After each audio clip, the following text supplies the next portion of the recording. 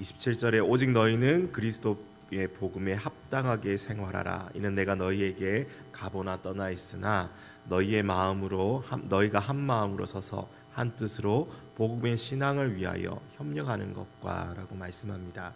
27절에는 복음이라는 단어가 두 번이나 등장하죠. 복음에 합당하게 생활하고 복음의 신앙을 위하여 협력하라고 말씀합니다.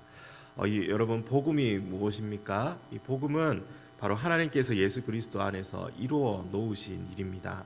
구원의 기쁜 소식이죠. 예수님께 일어난 모든 것이 우리에게도 일어난다는 기쁜 소식입니다. 주님의 죽음이 곧 나의 죽음이요 주님의 부활이 곧 나의 부활이라는 바로 그러한 소식이죠. 주님이 내 안에, 내가 주님 안에 살아서 천국을 맛보는 것이 바로 이 기쁜 소식인 것입니다. 이 복음을 모든 성도가 함께 알고 즐기도록 우리는 협력해야 합니다. 그래서 빌립보 교인들에게 바울이 자기들과 함께 있든지 없든지 간에 성도로서 확신 있게 이렇게 행동하라고 그렇게 말씀합니다. 특별히 그리스도 복음에 합당하게 생활하라는 말씀은 이 시민권 아시죠? 그 시민권을 행사하라는 말로 번역할 수가 있습니다. 뒤에 생활하라는 이 말이 바로 시민이 되다, 시민으로 행동하다라는 이 단어의 뜻을 가지고 있습니다. 즉 바울은 그들에게 뭐라고 말하는 것입니까? 이 땅을 살아가는 빌립보 성도들에게 하늘의 시민권을 가진 사람답게 좀 살아가라고 권고하고 있는 것입니다. 나중에 한 번 더 바울은 우리의 시민권은 하늘에 있다라고 이 3장에 또한 언급하고 있습니다.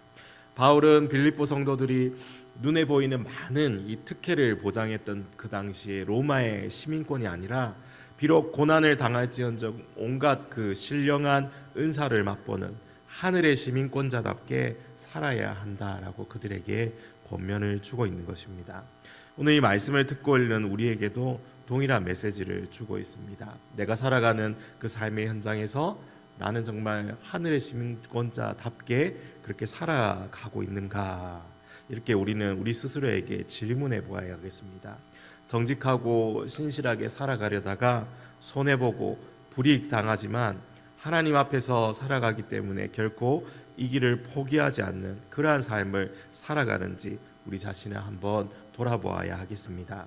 그리고 반대로 지금 내 모습이 세상 사람들에 섞여서 똑같이 살아가고 있다면 오늘 말씀을 우리가 계속해서 묵상해보고 하나님께서 주시는 그 말씀을 다시 한번 새겨드려야 할 것입니다. 하늘의 시민권을 가진 그들에게 바울은 28절에서 대적하는 자들 때문에 또한 두려워하지 말라고 말씀합니다.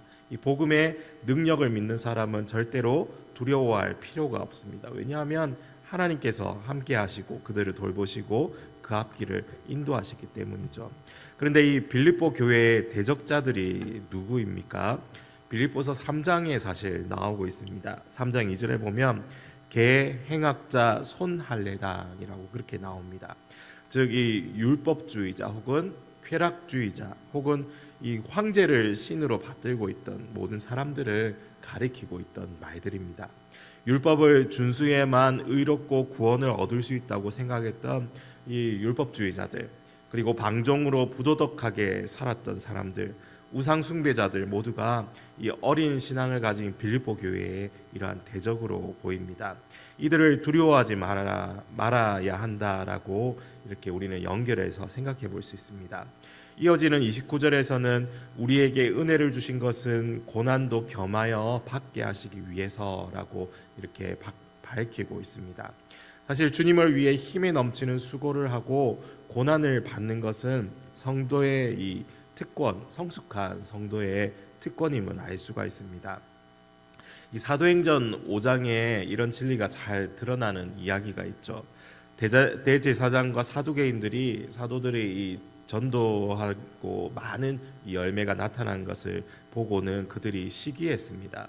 그들은 사도들을 잡아들이고 이 채찍으로 때리고 예수의 이름으로 말하는 것을 금지시키죠. 하지만 매를 맞고 만신창이가 된 사도들이 어떻게 합니까? 예수님의 이름을 위하여 능욕받는 일에 합당한 자로 여기심을 기뻐하면서 이 공회를 떠났다라고 성경은 증언하고 있습니다. 주님을 위해 고난을 당하는 특권이 있습니다. 하나님께서 이 성숙한 그리스도인에게 주시는 바로 이러한 일이죠.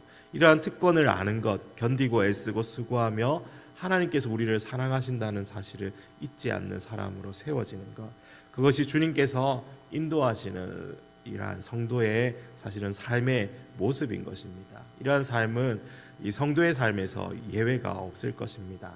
여러분, 오늘 하루도 마주하는 이 고난 앞에서 그것이 하나님께서 나에게 주시는 특권이다라는 사실을 또한 인식하며 살아갔으면 좋겠습니다. 아무에게나 주는 것이 아니죠. 복음에 합당하게 생활하는 자, 하늘의 시민권자로 살아가는 자에게 주시는 은혜롭고 복된 길이라는 것이 바로 성경이 우리에게 증언해 주는 바입니다. 날마다 주를 위해 살아가기를 애쓰며 힘쓰는 저와 여러분 되시기를 간절히 소망합니다. 계속해서 우리 2장을 보시면 1절에서 만일 너희가라는 4개의 조건문을 마주하게 됩니다. 만일 너희가 그리스도와 연합함으로써 무슨 격려가 있다면, 만일 너희에게 예수님의 사랑으로부터 어떤 위로가 있다면, 만일 너희에게 성령님과 가지는 교제가 있다면, 만일 너희에게 긍휼과 자비가 있다면, 바울은 계속해서 만일 너희에게 무엇이 있다면이라고 말합니다. 바울이 빌립보 교회에게 격려와 위로, 성령의 교제와 긍휼과 자비가 있는 줄 몰라서 이렇게 말하는 것이 아니죠. 반대로 바울은 이러한 것들이 빌립보 교회에 지금 있는 줄 알기에 그 결과도 현재 나타날 것을 안다는 말인 것입니다. 2절에서는 나의 기쁨을 같은 마음과 같은 사랑과 하나의 뜻과 목적을 가짐으로써 완전하게 하라는 의미로 다시 한번 이렇게 번역해 볼 수 있습니다. 교회는 마땅히 같은 마음, 같은 사랑, 하나의 뜻과 목적을 가져야 함을 말씀합니다. 그래야 완전할 수 있습니다.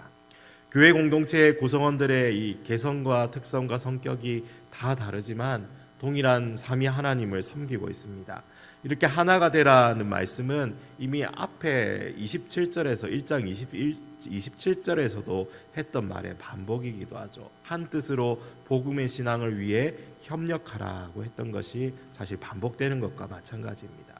그리고 계속해서 3절에 이기적인 야망이나 헛된 속임수로 하지 말고 남을 더 낮게 여겨서 겸손 가운데 행하라고 또한 말씀합니다. 겸손이 없이는 남을 나보다 낮게 대할 수가 없고 하나가 될 수 없음을 말씀합니다. 겸손을 위해 이기적인 야망과 허영과 헛된 속임수는 또한 금물입니다.